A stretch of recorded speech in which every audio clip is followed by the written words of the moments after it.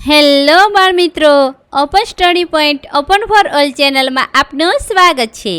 આજે આપણે શીખીશું ધોરણ 7 વિષય ગુજરાતી 2024ના બદલાયેલા નવા પાઠ્યપુસ્તક આધારિત પાઠ 5. તમે સાપથી ડરો છો કે ના સ્વાધ્યાયના પ્રશ્નોના જવાબની સમજ મેળવશું.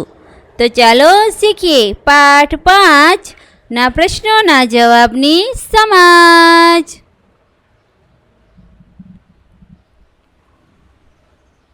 પ્રશ્ન ક્રમ 1, વાતચીત.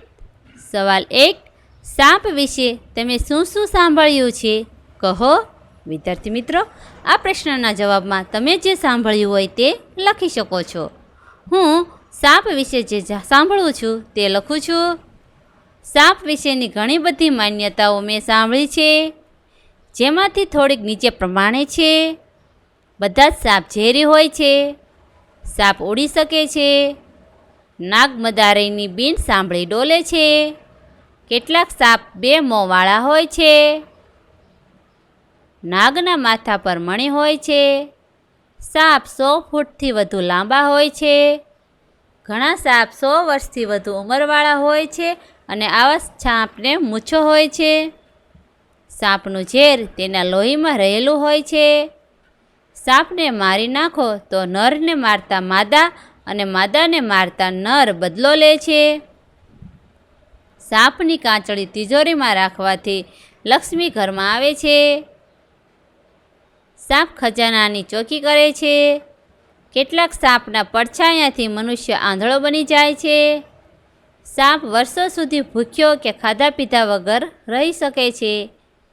મંત્ર વિદ્યાથી સાપને બોલાવી સાપ પાસે મદારીઓ ઝેર સૂચાવે છે.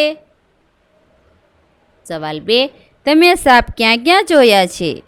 જવાબ: મેં પ્રાણી સંગ્રહાલયમાં કાચની કેબિનોમાં પૂરાયેલા ઘણા સાપ જોયા છે, પરંતુ ખુલ્લામાં સાપને મેં એકવાર મારા ખેતરમાં જોયો હતો. 3, તમારા ઘરમાં અચાનક સાપ આવી ચડે તો તમે શું કરશો? જવાબમાં લખી શકાય: મારા ઘરમાં અચાનક સાપ આવી ચડે તો સૌપ્રથમ પરિવારના બધા સદસ્યોને હું સાપથી સુરક્ષિત અંતર રાખવાનું જણાવું.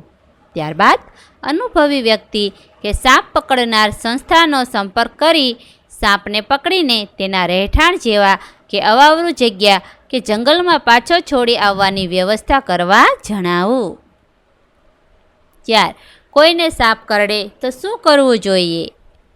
જ્યારે કોઈને સાપ કરડે ત્યારે અંગ પર તેના કરડિયાની ઉપરની બાજુ સખત રીતે મજબૂત દોરી અથવા કપડું બાંધી દેવું જોઈએ કે જેથી જો સાપ ઝેરી હોય તો તેનું ઝેર આખા શરીરમાં ન ફેલાય. પછી તેને નજીકની હોસ્પિટલમાં લઈ જઈને સારવાર અપાવવી જોઈએ.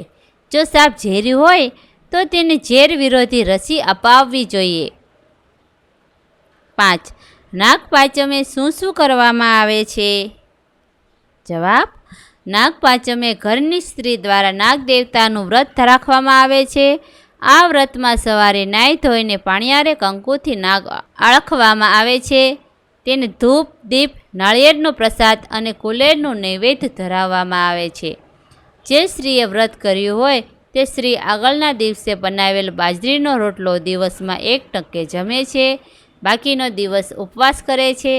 નાગપાંચમની વ્રત કથાનું શ્રવણ કથન કરે છે.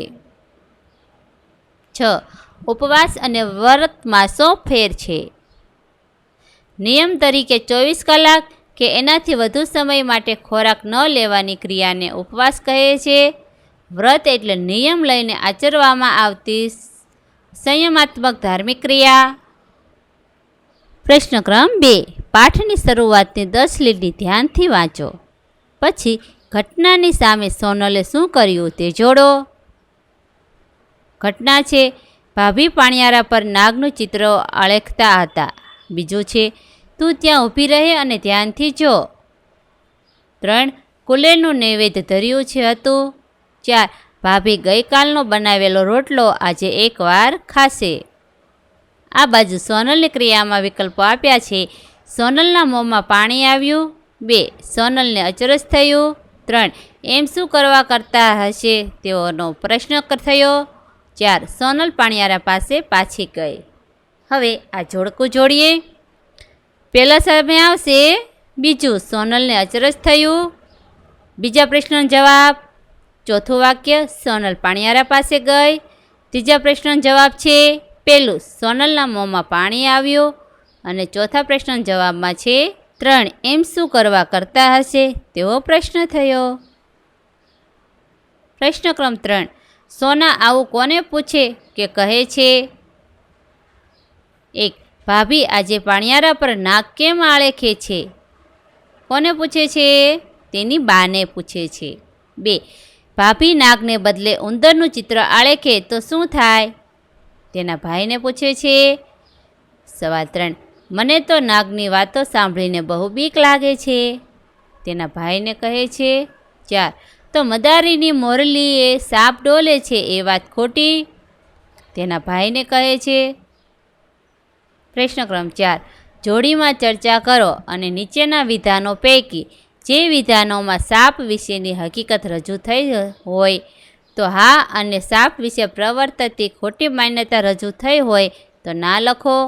અહીં આપેલા વિધાનોમાં સાપ વિશે જે હકીકત રજૂ થઈ હોય તો હા અને ખોટી માન્યતા રજૂ થઈ હોય તો ના લખવાનું છે. પહેલું, સાપ દૂધ પીએ છે. હા કે ના? 2. સાપને 2 જીભ હોય છે. ના. નાગનો મણી બહુ કિંમતી હોય છે. ના. સાપ ઘરડો થાય ત્યારે તેને મૂછ ફૂટે છે. ના. 5. સાપ પૂરેપૂરી કાચળી ઉતારી ન શકે તો માંદો પડી જાય. હા.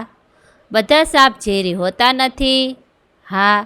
સાપ બહુ દૂર જોઈ શકે છે. ના. સાપને કાન હોતા નથી. હા. પ્રશ્ન ક્રમ 5. ઉદાહરણ વાંચો, સમજો અને આવા બીજા વાક્યો અને તેનો અર્થ લખો. અહીં ઉદાહરણ આપેલું છે. બધા સાપ ક્યાં ઝેરી હોય છે? એનો અર્થ થાય બધા સાપ ઝેરી હોતા નથી. આ પ્રમાણે વાક્યનો અર્થ લખવાનો છે. પહેલું, બધા છોકરા ક્યાં તોફાની હોય છે? એનો અર્થ થાય બધા છોકરા તોફાની હોતા નથી. સવાલ 2. બધા દિવસો ક્યાં સારા હોય છે? એનો અર્થ લખી શકાય બધા દિવસો સારા હોતા નથી. સવાલ 3. બધા કામ ક્યાં અઘરા હોય છે? એનો અર્થ આવશે બધા કામ અઘરા હોતા નથી. પ્રશ્ન ક્રમ 6.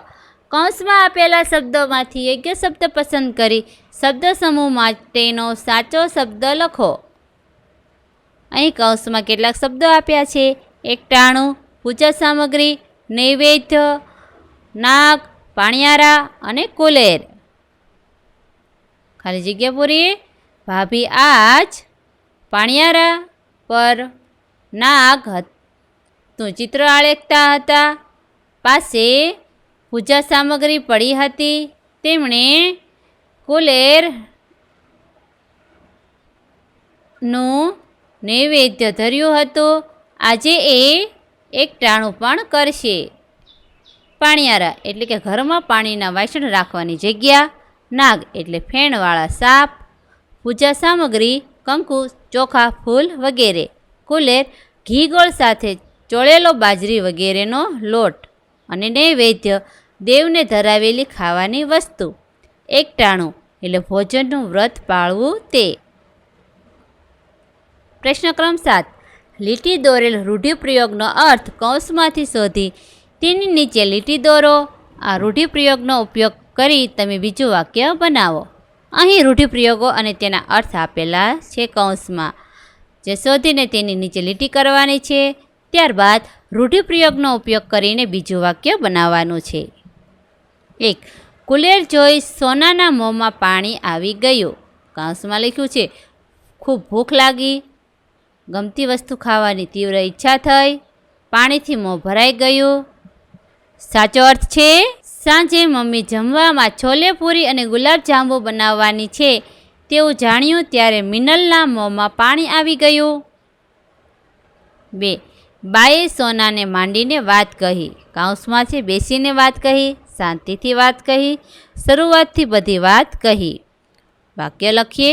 ફિલ્મ જોઈને આવેલા રાકેશે તેના મિત્રોને ફિલ્મ વિશે માંડીને વાત કહી. 3. સોનાને જવાબ ન આવડતા ભાભી એની વહારે આવ્યા. કૌંસમાં વાતમાં સૂર પુરાવ્યો. મદદે આવ્યા, સાથે રહ્યા. વાક્ય લખીએ. સપનાને ગણિતના દાખલા આવડતા ન હોવાથી તેનું ગૃહ કાર્ય કરવા માટે પપ્પા તેની વહારે આવ્યા. પ્રશ્ન ક્રમ 8. સાપને લગતી કોઈ પણ 3 કહેવતો શોધો અને તેના અર્થ લખો. અહીં સાપને લગતી 3 કહેવતો લખવાની છે અને તેનો અર્થ પણ લખવાનો છે. ઉદાહરણ તરીકે, સાપ કાઢતા ઘો પેઠી, એટલે કે એક મુશ્કેલી દૂર થતાં બીજી મુશ્કેલી આવી. પેલી કહેવત લખીએ. સાપ મરે અને લાકડી તૂટે નહીં, એટલે કે નુકસાન વગર કામ થઈ જાય. બીજું, સંઘર્યો સાપ પણ કામનો, સાચવીને રાખેલી નજીવી વસ્તુ પણ ઉપયોગી થાય. 3. સાપ ગયા ને લીસોટા રહ્યા, એટલે કે સમયની સાથે વૈભવ જોવો અને યાદો રહેવી. 4. સાપને ઘેર પરોણો સાપ, એટલે કે દુર્જનો સાથે દુર્જનોનો મેળાપ થવો. 5. સાપના દરમાં હાથ નાખવો, એટલે કે જાણી જોઈને મુશ્કેલી નોતરવી. પ્રશ્ન ક્રમ 9. પહેલા અને છેલ્લા શબ્દ વચ્ચે ક્રમિક એક નવા શબ્દો ઉમેરી નાનાથી મોટા 5 વાક્ય બનાવો અને વર્ગ સમક્ષ રજૂ કરો. ઉદાહરણ તરીકે, આજે ખાલી જગ્યા વરસાદ પડ્યો. અહીં પહેલા અને છેલ્લા શબ્દ વચ્ચે ક્રમિક એક નવા શબ્દો ઉમેરી નાનાથી મોટા 5 વાક્ય બનાવવાના છે. આજે સવારે વરસાદ પડ્યો. આજે સવારે અમદાવાદ શહેરમાં વરસાદ પડ્યો. જુઓ બાળકો, પહેલા વિધાનમાં સવારે લખ્યું છે, ત્યારબાદ સવારે અમદાવાદ શહેરમાં લખ્યું છે અને આજે સવારે અમદાવાદ શહેરમાં 4 કલાક વરસાદ પડ્યો છે. આ વાક્યમાં 4 કલાક શબ્દ ઉમેર્યો છે. ચોથા વાક્યમાં આજે સવારે અમદાવાદ શહેરમાં 4 કલાક વીજળીના ગડગડાટ સાથે વરસાદ પડ્યો.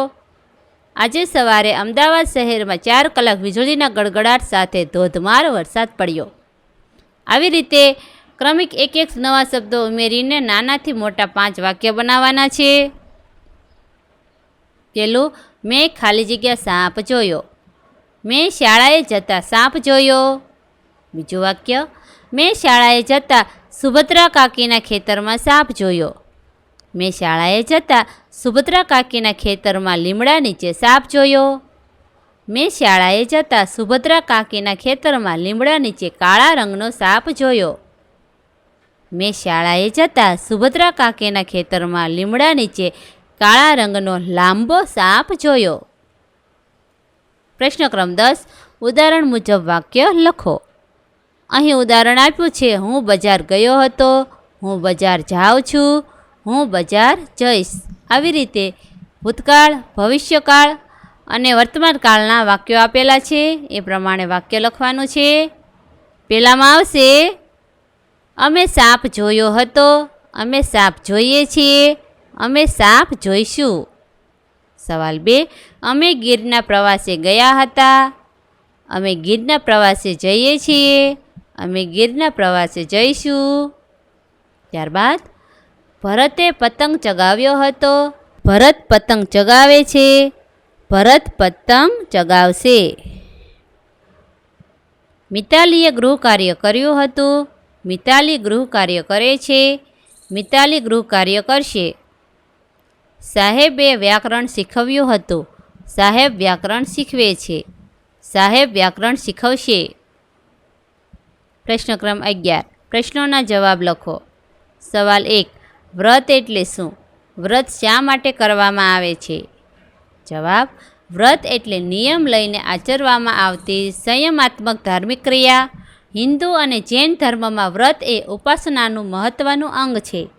વ્રત કરવાથી તમારી આધ્યાત્મિક ઉન્નતિ થાય છે, તમારામાં સકારાત્મક ઉર્જાનો સંચાર થાય છે, સાથે સાથે તમારા હૃદયની તંદુરસ્તી, મગજની ક્ષમતા અને રોગપ્રતિકારક શક્તિ વધે છે. આમ વ્રતથી સ્વાસ્થ્ય માટે પણ ઘણો ફાયદો થાય છે. સવાલ 2. સાપ માણસ જાતને સી રીતે ઉપયોગી બને છે? જવાબ, સાપ સંપૂર્ણ માંસાહારી જીવ છે અને તેના ખોરાકમાં નાના જીવડા, ઈયળોથી લઈને નાના મોટા પ્રાણીઓ છે. મુખ્યત્વે 80% સાપ ઉંદર પ્રજાતિના પ્રાણીઓ ઉપર નિર્ભર છે. ખેતરોમાં અને ગોડાઉનોમાં અનાજનો સૌથી વધુ બગાડ આવા પ્રાણીઓ જ કરે છે. એક સંશોધન મુજબ પુખ્ત વયનો સાપ સરેરાશ રોજ 3 થી 5 ઉંદર પ્રજાતિના પ્રાણીઓનો શિકાર કરે છે. ભારતમાં જે કુલ પાક થાય છે તેનો સૌથી વધુ 23% બગાડ ઉંદરો કરે છે. ઉંદરોની પ્રજોત્પત્તિ ખૂબ ઝડપી થાય છે. આથી જો સાપ ઉંદરોને ખોરાકમાં ન લે તો અનાજનો જથ્થો ઘણો ઓછો થઈ જાય. આ ઉપરાંત સાપનું ઝેર કેટલીક જીવનરક્ષક દવાઓ માટે ખૂબ જ ઉપયોગી છે, જેમ કે લકવા માટે, થ્રોમ્બોસિસ માટે, લોહી વહેતું અટકાવવા, કેટલાક અંશે કેન્સર માટે અને ખાસ કરીને વિષ પ્રતિરોધક રસી બનાવવા માટે ખૂબ જ ઉપયોગી છે. સવાલ 3. નાગણના બધા બચ્ચા સાથે જીવતા નહીં હોય. જવાબ: નાગણ એક સાથે 50-55 જેટલા ઈંડા મૂકે છે, પરંતુ નાગણના બચ્ચા ઈંડામાંથી નીકળ્યા બાદ માતાથી સ્વતંત્ર વિચરણ કરતા હોય છે. નાના હોય ત્યારે એમના પ્રાકૃતિક દુશ્મનો ઘણા હોય છે. આથી જ્યારે તેઓ નિસહાય અવસ્થામાં હોય ત્યારે જ મોટા ભાગના બચ્ચાઓનો શિકાર થઈ જાય છે. આથી નાગણના બધા બચ્ચા જીવિત રહેતા નથી. 4. તમારા વિસ્તારમાં કોઈને સાપ કરડે તો શો ઉપાય કરવામાં આવે છે? જવાબ: અમારા વિસ્તારમાં મોટા ભાગના લોકો શિક્ષિત છે. આથી તેઓને સાપ કરડે તો તેઓ ઘરે પ્રાથમિક સારવાર લઈ સત્વરે ડૉક્ટર પાસે જઈ યોગ્ય સારવાર કરાવે છે. સાપ ઝેરી હોય તો તેની વિષ વિરોધી રસી પણ મુકાવે છે. છતાં અમારા વિસ્તારના થોડાક લોકો ઓછા શિક્ષિત કે અંધશ્રદ્ધાળુ છે કે જેઓ સાપ કરડે ત્યારે ભૂવા પાસે જઈ મંત્રાવે છે, મદારી પાસે જઈને નાગ દ્વારા ઝેર સૂચાવે છે અથવા અન્ય બાધા માનતાઓ રાખે છે. આમ કરવાથી જેને સાપ કરડ્યો હોય તે વ્યક્તિ શારીરિક રીતે ઘણી દુઃખી થાય છે અને ક્યારેક ઝેરી સાપ કરડ્યો હોય તો તેનું મૃત્યુ પણ થાય છે. પ્રશ્ન ક્રમ 12. કાવ્યનું પઠન કરો. કવિએ કરેલા વ્યંગને શિક્ષકની મદદથી સમજો. સાપ કૌંસમાં સચ્ચિદાનંદ હીરાનંદ વાત્સ્યાયન અગ્નેય લખેલું છે. સાપ: तुम सभ्य तो हुई नहीं, नगर में बसना भी तुम्हें नहीं आया. एक बात पूछूं तब कैसे सीखा डसना विष कहाँ पाया. આ વિડીયો નિહાળવા બદલ આપનો ખૂબ ખૂબ આભાર અને ઓપન સ્ટડી પોઈન્ટ ચેનલ તરફથી વિડીયો નિહાળવા બદલ આપનો આભાર. આવા બીજા વિડીયોઝ નિહાળવા માટે અમારી YouTube channel open study point અત્યારે જ સબસ્ક્રાઈબ કરો.